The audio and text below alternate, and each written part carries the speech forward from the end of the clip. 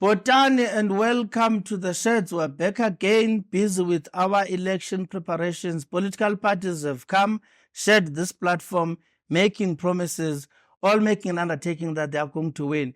Today, we are shedding light on African Transformation Movement. Joining us is Aubrey Katsana. Molo dad. Yes. Kunjani? Right, Kunjani. Daphne, you are the Deputy Secretary General of the ATM. You are also the National Elections Team Coordinator of the ATM. Yes. How is the ATM preparing for the elections? ATM has been through two elections, 2019, 2021. So we have learned from the 2019 elections. Remember, we were just 1 year old. Yes. So there's a lot of research that we had to do, researching different models of campaigns, different models of strategies, and what happens in other countries, even if it's not here in South Africa.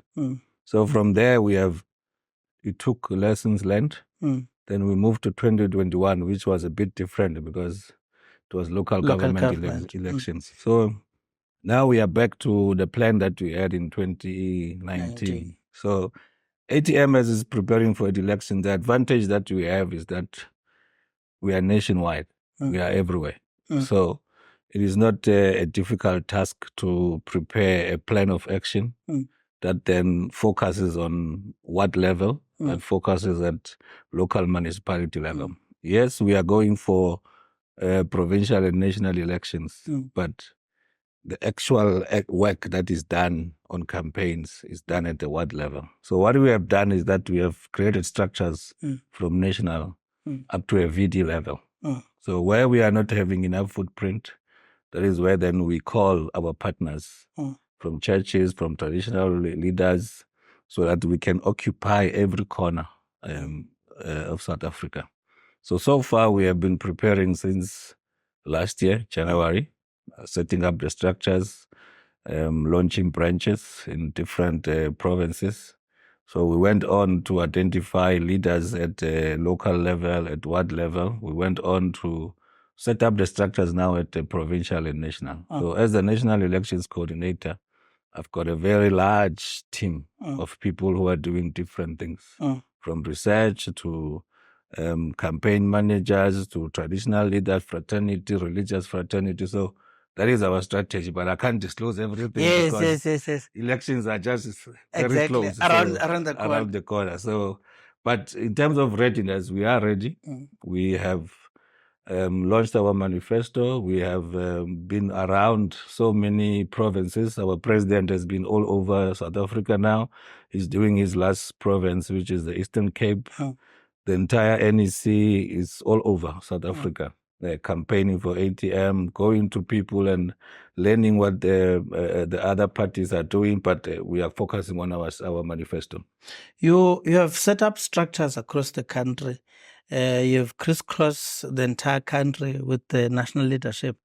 How is ATM received? And take into account that ATM is often counted amongst small parties, as people would say. And the example you're making of structures, national footprint, how do you think you are received? Did you get a sense that there's positive reception, or you worry each time you go to these places? Look, the perception that is put there by the media and the analysts of small parties and big parties, that debate is still there. What do you regard as a small party? What do you regard as a big party? Yes, there are parties who have been voted before, but the people on the ground, they are not about big parties and small parties. They are about the person who walks into their houses, who tells them what ATM does.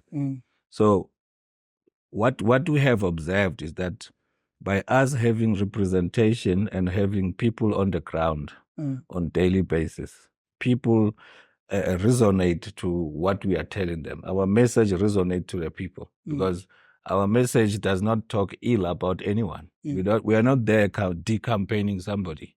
We are there talking to say, this is the situation we find ourselves in 30 years. This is what ATM will do. And we have been seeing in many rallies that we had, the one we had in the city of Joburg, the one we had at Teguni Metro, and many others which the media does not follow, but we have been in every province. And you can see that how people want a party that talks to them, that talks to the kind of a life they live. And the morals that we are portraying to the people. As ATM, we are not a breakaway from any party. So we are not saying we left so and so because of this. So our message starts now. The message does not say we were there during the struggle. So people have problems now.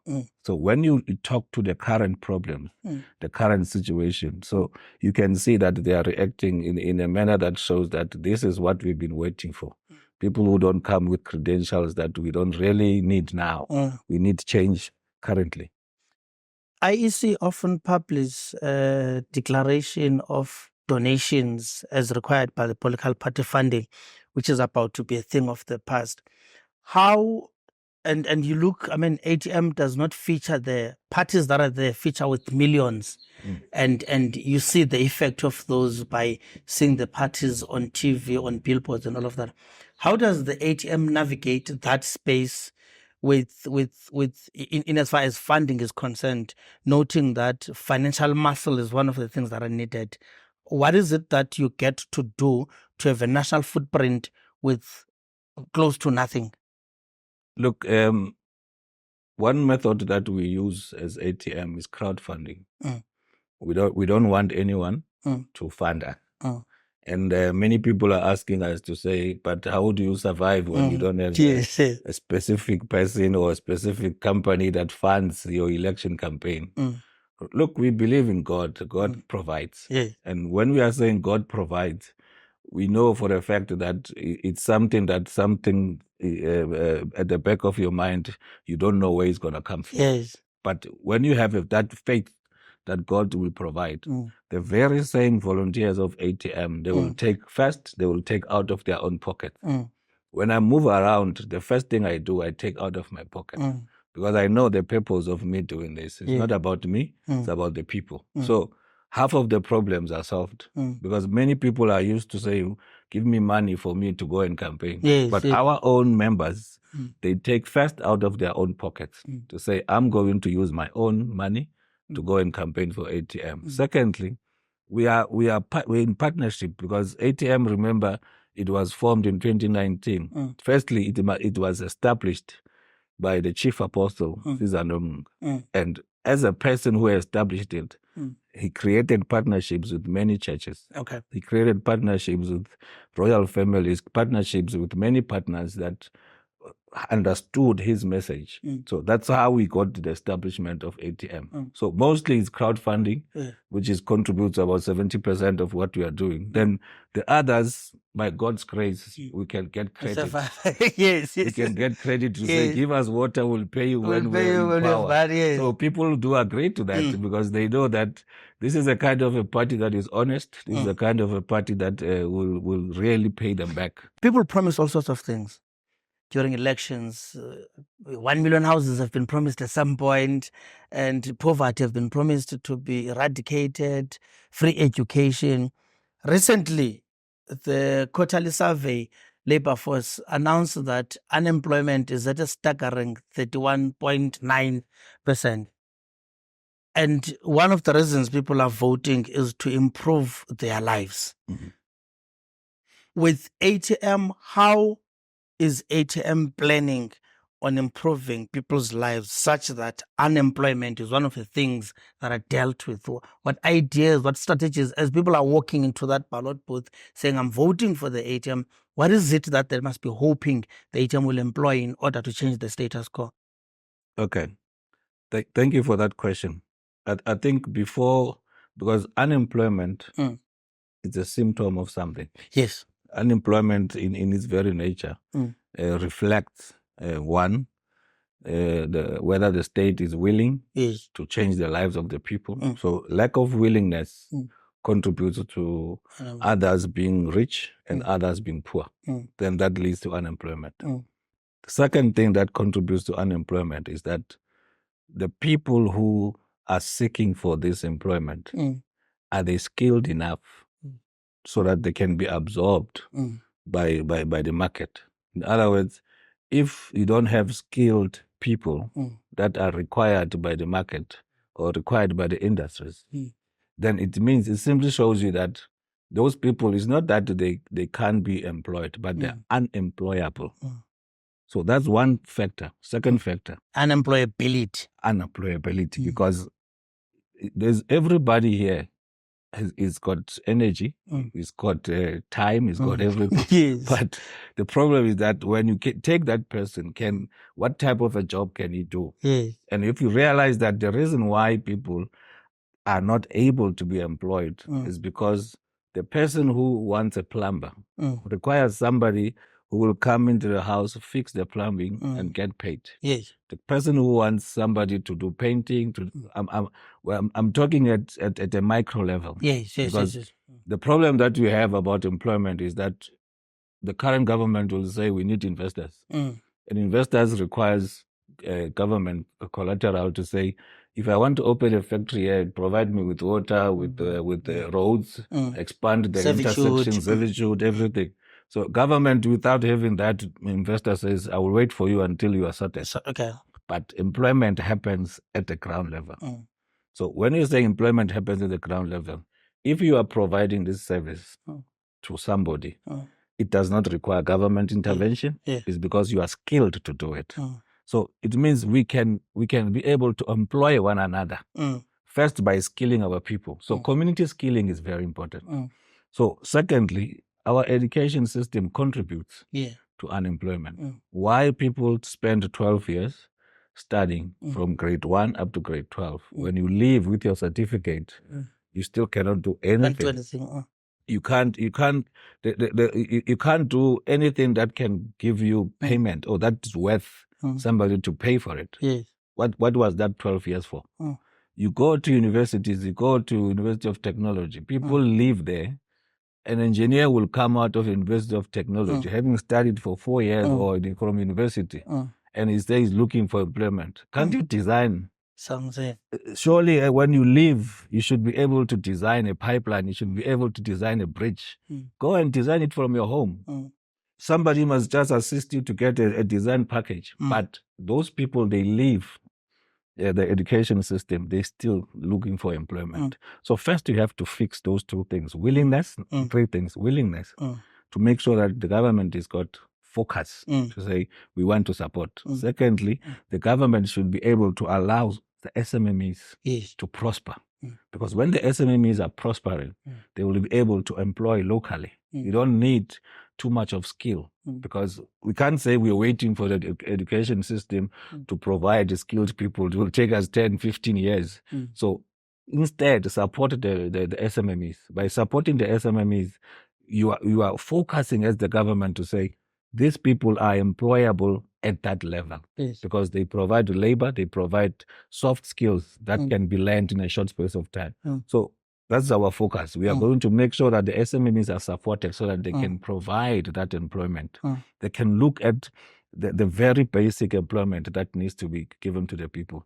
And also make sure that the education system in the process gets changed and transformed so that it produces people who can, when they leave there, they can run their own companies. They can, when they leave there, they can open their own services to the people.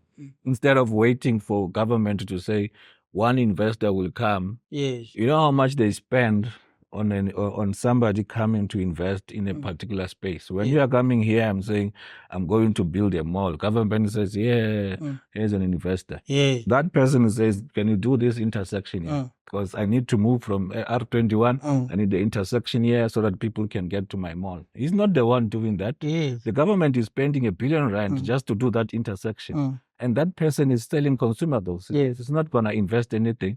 The number of jobs you have created, spending so much, it's minute compared to the amount that you have spent. Here in Gauteng, they did all these e-tolls. How many people? Billions of rent. How much should you spend to be able to create so much employment? As a government, you must have that understanding to say, if I'm going to spend so many billions on e-tolls, how does that give result to anything to do with poverty? Because if it's about people having fun of driving in freeways, what about those in the rural areas who don't have freeways? Exactly. Because it's willingness. There is no willingness. People want to live in, always support the suburban areas, the affluent areas, but they don't focus on where the unemployment is. Because if people are we are going to develop something, people are still going to travel from Soweto. Yeah. Now, yes, we have created employment, but somebody who's earning 4,000 rand traveling from Soweto every day eventually is going to stay at home because it's not worth it. All the money spent on lunchtime and on traveling. So those are the three focus areas that SMMEs open all the factories that were closed. Yeah. Those factories that in the old homelands, they were closed for a purpose of saying this whole infrastructure must stay here and the government wants to dismantle these homelands. But they forgot that those homelands were designed in such a way that they give space to the homeland itself to provide employment. So when you dismantle that, don't dismantle even those things that works. So we'll go back to those factories in Butterworth, in Tata, in Kwakwa, everywhere, Vembe, everywhere, and find out what type of infrastructure is required to revamp them, because the land belongs to government. Yes. There's no one who can claim that land. If it belongs to government, revamp that and have state-owned enterprises that will run in terms of manufacturing, industrialize the country. But you can't industrialize the country by waiting for an investor. Yes. When you want to industrialize the country, you have to say, me as a government, I'll have a state-owned enterprise that focuses on industrializing. Go back to those factories, open them up, give them jobs, and start funding them. If people used to do school uniforms here, just put the machines there and employ people. Whoever comes there as an SMME, he qualifies to run that, he must run it. DSG, other than promises, other than ideas, what is it that you can say which must remain in the conscience of a voter? I want you to speak to that person whom you say you want them to vote ATM. You know, people say we don't trust political parties, they make promises and all those things. What is it that is a unique feature about the ATM? What can you say to a person who remains doubtful who they want to vote for? What is it that you can say they must remember up until they reach that voting booth and cast their eggs next to President Zungula of the ATM? Okay, I think for a start, let's go back to 1994. 1994, it was about democracy. Yes. People were just voting, not necessarily voting for a party. They were happy that we are voting. Now, people they are no longer voting for a party. They are voting for something that is going to work for them now. But the first thing that we did in 1994 is to have a constitution. Yes. A constitution controls everything. Yes. If you want to do investment, somebody can sue you. In constitution must So it's work. supreme law of the country. Supreme law of the country. We are as ATM. The first thing we go back there and look at what that constitution is saying about the current situation, not what was happening pre-1994. Not sunset clauses. Not sunset clauses. Not how people were killed before the struggle. We are no longer under struggle now. The constitution needs to be refined, and we need to then go to the people to say, what do you want to see in your constitution? Because that becomes a supreme law. Then all the legislation are linked to the constitution. So referendum on constitution, basically. Yes. That every other thing is linked to the constitution. So we need to have that agenda to say, what is that is working legislative-wise towards the poor and the majority? Put away the black, white thing. Just say poor and the majority. We are no longer from apartheid now. We are talking about black and white. Let's talk about the poor and the majority. If the majority are black, then it's black. We can't change that. Yes. So that's the first thing we're going to do. We want to promise the people that we won't just ride on the horse that was ridden by somebody who had another agenda. So you're not jumping onto the gravy train? No, we are not going to start where they have ended and say, let's continue. Or that is why I can't say to you now, we'll provide houses. Yes. Because is that what people want? We don't know. Until we have said is that clause in the Constitution talking to the current situation of the people, what they need now. Then we provide them with leadership without no links with the sunset clauses. Yes. Because people, we must understand that people made promises in 1994. That is why things are not changing. Yes. That is why you see cosmetic changes. Because what the capitalists did, they took few of those who were part of the CODESA. Yes. You can go anywhere. Whoever was part of the CODESA is rich. He's a beneficiary. He's a billionaire. Yes. All those who were part of the CODESA, there's no one who's poor there. So what is that they agreed to? That made them to be the richest now. They are billionaires now because of what they agreed to during the CODESA. Let's cancel everything about CODESA. Let's start afresh. Because now it's a new era. 30 years, everybody must be matured enough in 30 years. So our democracy has not matured, it's just gone backward. So we want to start a new democracy that is called leadership, servanthood leadership. That is a peaceful environment. Something people who are coming from not a political party, but from the community with the service, with the level of Ubuntu, with the level of accountability, who've got a transformative mind. You know, somebody who does not believe, who the current government believes in continuity. We can't continue. We have to stop. We need to reset. We need to start afresh. So what we are promising the voter is say, give us a chance as ATM to press the reset button. Because if you continue with those, even those who were there and broke away from others, they won't press a reset button because they also have something that they missed, that they were not part of the gravy train. Now they started to form another party from another. Now it's a continuation. Let's have a new party with a new mind, with a new mandate, with a new fresh faces that we have never seen before. When ATM is in government, we won't see any previously involved politician in any of our lists, from provincial to national. So that's what we are promising the people.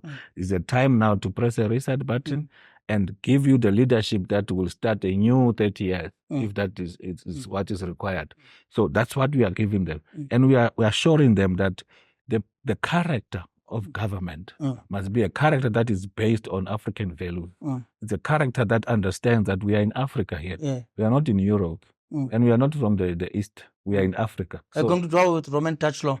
The Roman Dutch law, for that mere fact that we continued with the Roman Dutch law, it tells you that a lot was agreed upon that does not really help. So African customs and African law must be included in the law of South Africa, something that works for African. And whether we link it to what was there before, but it must be reviewed. So when I talk about constitution, I talk about everything else. And that will make the people realize that we are part of the new dispensation. Because 30 years backwards, that's old dispensation. We can't continue. Because if you continue, then the results are going to be the same. If you put the same people in power, what do you expect from them? You expect them to continue where they have stopped. And they will promise 1 million here. Out of so many jobs that you have said that we are unemployment is sitting at that percentage. Yeah, that 1 and it means if somebody is promising 1 million jobs in 5 years, then when are you going to get to the rest of the other? Which is 11 million people unemployed. When are you going to get to them? If you are promising 1 million in 5 years, then it means you don't have any willingness. You don't have any strategy. You don't have a plan to change anything. So voters must be serious about their votes.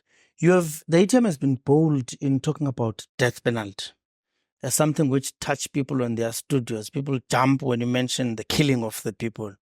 What are you hoping to achieve with death penalty? Look, people are suffering death penalty now, but it's just that it's in the hands of individuals. Every family member in South Africa, the majority, have had a situation where one of their family members or siblings or relatives, something happened to him or her by somebody killing him. Not dying a natural death, not an accident. So it tells you that if those people are suffering like that, there's only one way that you are going to say to the people, whoever does this to the other, he must expect the same to be done unto him. The Bible says The same scale as to charge others, you shall be charged. So we are not coming with something that is just going to come in there and start slaughtering people. We are not coming with something that is going to kill political leaders, because that's what death penalty was before. Those who were political leaders, activists, they were killed because they were called terror. No, we are talking about somebody specifically who takes somebody's life, somebody who commits heinous crime that really you can see that this person does not have a respect for life. How can we guarantee you life when you don't have respect for life? Because by taking 3 or 4 people's lives in one family, killing all of them, shooting their husband and raping the wife, raping the children, I mean, what kind of a person is this? This is not a human being. This is some animal. How can we get to somebody's house sleeping at night? You rape the wife in front of the children. You kill the husband, the father. You kill the mother. You know, you're still gonna take money out of these people. What type of a person is this? There's no way that we can allow that to happen under ATM. People like that will go through the process that normally go through in terms of the justice system, criminal procedures, until at such time that we get to the constitutional court level where you are saying nobody can agree with you that there's something wrong with what we are going to do to you, then that is it. That penalty is the way to go. You know, you mentioned SMMEs earlier, and a lot of SMMEs will say, we don't get money to fund our businesses. We have ideas in order to be self-sustainable, but you just can't move. People often make examples that it's easier to get a loan for a car, for credit card, but to get a bank to fund a business, it's a difficult thing. Is this an issue of government not having money, or is it an issue of poor governance, or what is the bottleneck? If you identify SMMEs as a solution to creating jobs, why is it that a lot of small businesses are struggling in South Africa? Some end up closing shop for that matter. Okay. Firstly, we must understand that banks are not there to work to grow the economy. Yes. Banks are not there to grow the SMME. Banks are there to provide debt and make profit. Yes. So to say banks must be involved, the current system of banks, it won't work. Don't even try to politicize it and just put it aside. Have a state bank. Yeah. Okay. Now, by establishing a state bank, you are creating a system that is able to recognize the demise of the SMME. Yes. Because those banks won't change whatever they're doing.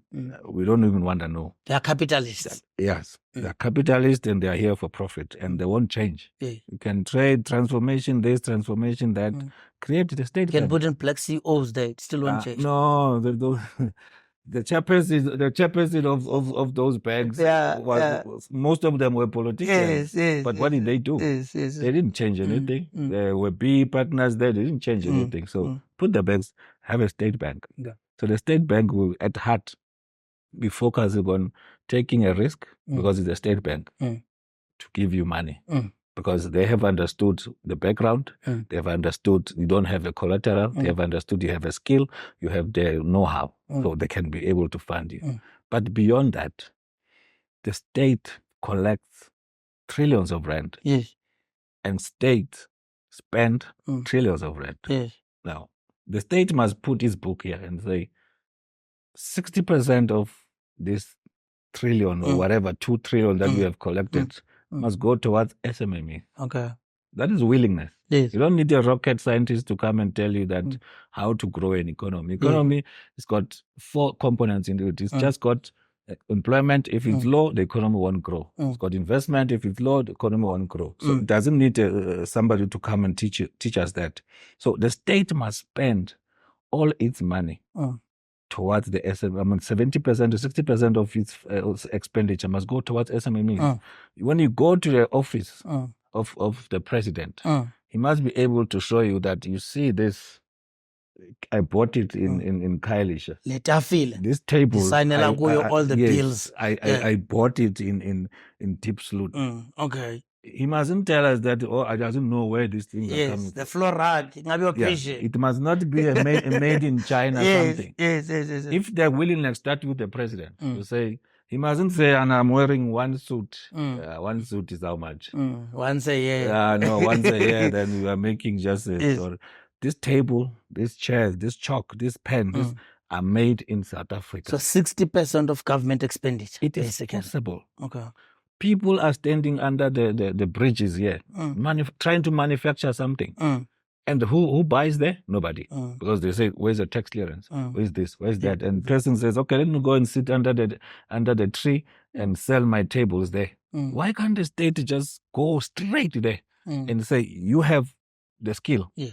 Can you produce 20 of this? Yes. And we're going to buy. What do you need? You need a larger factory. Yes. You need land. We're going to buy all of them. But what we need from you, how many people are going to employ? That's employment plus SMMEs at the same time. The state does not need to wait for the investor. I repeat that. The state must not keep on saying, let's do everything in our power to attract an investor. The state must take its money towards the poor and the majority. They must go to the townships and say, people who can produce 1, 2, 3, 4, come and show us. Okay. People have got what they have produced already. The person can do a table and come and display. Have a big display place to say, come and show us. We are coming to procure. Yes. People must come with what they have done with their hands. Then the more you buy of those, the more they create jobs locally with lesser expenses, with lesser overheads. So you have created jobs and you have supported SMMEs. Then when those SMMEs have graduated, they can go to the banks themselves now, because you must lift them from one level to the other. Yes. But when they go to the banks, now starting to open, getting into the market where they are competing amongst each other, then that's where the state bank comes in. The state bank will take a risk because they can see the profile of this person. Yes. But you can't expect somebody right in the townships of Deep Sloot to come and supply you something and you ask all this red tape of things that you want. Yes. So once it's there, at the level where you have lifted him as a government, you say, okay, there is a state bank. Go and put your business plan at the state bank because you have developed that person. So by that, you don't need 5 years to do that. You can start tomorrow because the budget is there now. You can start changing whatever that you are going to use going forward. Manufacture it here. I have two last things I wanted to address, DSG. The ATM has spoken about the royal traditional leaders and all of that. Where do you place them in the governance of a country? You seem to be suggesting that they must be held in high regard. Well, what role do you see kings, queens, chiefs play in the governance compared to what is happening now? Okay, currently what the structure of government has got a department of corporate governance and traditional affairs. That's all what it's doing. Yeah. And the traditional leadership are given space to discuss whatever, which does not get taken anywhere because they are not in parliament themselves. They will take few of them and make them ministers and they keep quiet because they're benefiting. They're no longer worried about the rest. But with ATM government, we are saying there must be a specific department that deals with, firstly, they must be taken care of. Yes. You know, this thing of not taking care of our traditional leaders, it comes back to us to say we are killing our own Africanism. And those people are the wealth of our culture. They are what is installed in them is what we need to teach our children for decades to come. The indigenous knowledge systems. Yes, if you don't look after them, number one, you just treat them like they are beggars. Definitely, they will start not being recognized by the very people where they live. Then they won't be listened unto. But look at the role of Isbonda. When somebody has raped somebody, before they call the police and all, they cry and run to Isbonda. Somebody is sick. Somebody is dying. Isbonda has to be there without even the chief and the paramount chief or the king. That at that level, that person is the one who go from one household to the other. That people need to be compensated for that work that they are doing because that's community work. You don't need to have community workers. Why do you bring in another some group of people who are called community workers. Those are community workers. So their role must start from there. Go to the local government. Local government, they've got land. They've got arable land where we can start agriculture. They need to be supported, but they need to form part of the decisions that are made in council. They need to form part of the decisions that are made in provincial government. They need to. Then the kings and the queens must be at the national level, where now they understand the needs of the people at the different levels. So it's not rocket science to know that those people, they've got a contribution that they've been doing. The land that we have now, who fought for it? If they did not fight against the settlers, we wouldn't have this South Africa that we pride ourselves with. But because now we came with democracy, it is if only those who were in the ANC fought for the land. They have land, but we are not supporting them. So when you talk about development, development mayoqala komkhulu. Masifika sonke komkhulu sithi silapha sizokwenza into ethile ucinga ntoni wena singathi sesigqibile thina wawungekho. No, we have to go there and say, what do you think? What is your role in this? And where do you think that we should focus on? Who are the most impoverished families here? And where you think employment can be done? They have that wisdom of identifying those that need more help. Instead of in the places of traditional leadership courts, we need to empower them, because you can't always deal with crime, petty crime, by everybody going to the courts. Juveniles. That's why you have a backlog of so much of people reporting things at the police station and nobody does anything about them. But people can still be reprimanded at that level. So if we empower those courts, those traditional courts, they will be able to deal. That is why the legislation is important. You can't do that without changing the legislation. Okay. You spoke about Chief Apostle Professor Caesar Nonmunga as the founder of the ATM. What is his role overall in the goings on of the ATM? And maybe just take us through the concept of the presence of amongst the ranks of the ATM, his presence as a chief apostle, who's a professor, as the founder, and what his role is. Okay, according to our constitution, the founder of ATM remains Caesar Nonmunga. So it will remain like that. And we are saying that at that particular level, he's our spiritual head. Okay. Not spiritual father. Okay. Spiritual head. I know many people will say it's a father. It's a head. Okay. The head means it can be both administrative and spiritual. Okay. So in other words, that is why you see many parties, they just segregate and they have fights. If all what the NEC from the president going down does not work, he's the one to tell us where to go. Okay. So we have a compass, a moral compass. We have a spiritual compass. We have somebody who can direct us when we are in loggerheads. So his role remains important in ATM. Firstly, spirituality is very important because he has that gift within himself. And it cannot be a gift that can be shared with anyone. It can only be in him. That is why I say it will remain the chief apostle, because that gift is the one that directs us, that keeps us in peace and makes sure that there's harmony within the movement. But also, he does not do the day-to-day operation of ATM. The NEC has got its own top 7 appointed by him. Only the top 7, because those are the people that he has been guided to say, this one is ready to serve. This one is ready to be part of the ATM. So if he appoints the top 7, and he has a council of elders. So the council of elders are his own advisors. So when they have agreed on something to be done in ATM, then all of us agree to it. But he gives space, because he's not on day-to-day operation. He gives space to democracy to prevail within the ranks of the ATM. He gives space to structures of the ATM to decide what they want to do. But where we are not in agreement, because that's what is important. That's what makes most parties to just go for splits. And you see what happened. I don't want to mention names, but the leaders of the same party are competing each other. They have created so many parties here that it is like now democracy is about splitting parties. because all the parties that you see, they broke away from one party.